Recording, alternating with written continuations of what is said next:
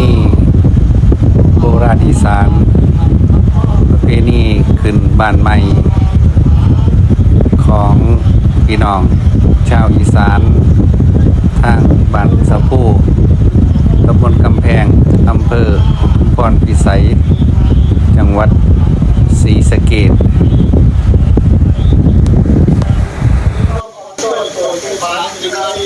สนาบดีไปได้ดูทุกสวัสดิตลอดสมัยที่ในเธอแล้วก็บ้างแล้ว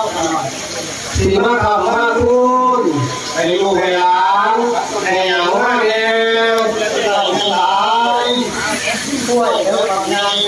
ดูเขาแค่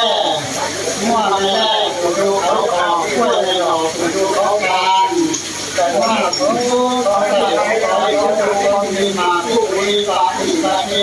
เราจะเอาแต่คนนั้นเลยก็ได้วัวกล้วยตามมาอะไรมาพอแก่น้ำยังมีอย่างอีกในบ่อพุทธป่าเจ้าดาวใหญ่ข้าวน้องหมดวัวกระมาพอน้ำพุ่งด้วยเลยมาพอน้ำพุ่งด้วยเลยมาอยู่ดีมีแห้งเลยมาพอมาบ้านหลังนี้เป็นบ้านเศรษฐีใหญ่เป็นบ้านผู้มีใจบุญผู้มีศีลมีธรรมบ้านนี้มีศีลมีธรรมกันบ่โอ้ยหมดเลยมีศีลมีธรรมแล้วระหว่างบ้านก็มีธรรมวาจาบ้านก็มีธรรมรวมเป็นผู้มีศีลมีธรรมตลอดแต่มีมากเลยนั่นมีสิ่งที่เอาหน้าได้นั่นก็คือต้นเด็กต้นใหญ่ต้นใหญ่ต้นหนาวมันหย่อนแสงการหน้ากลุ่มมาพูดในหลักฐานมีศีลมีธรรมการเชิญมาถึงเงินถึงบ้านนี้หน่อยเชิญครับเชิญ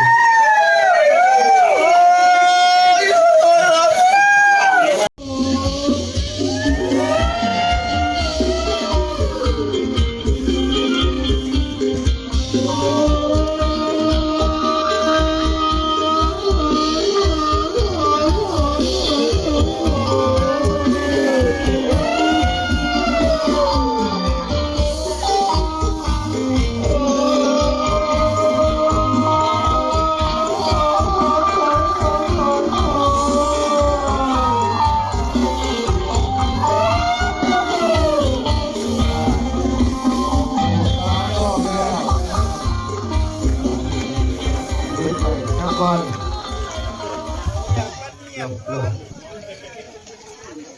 ลง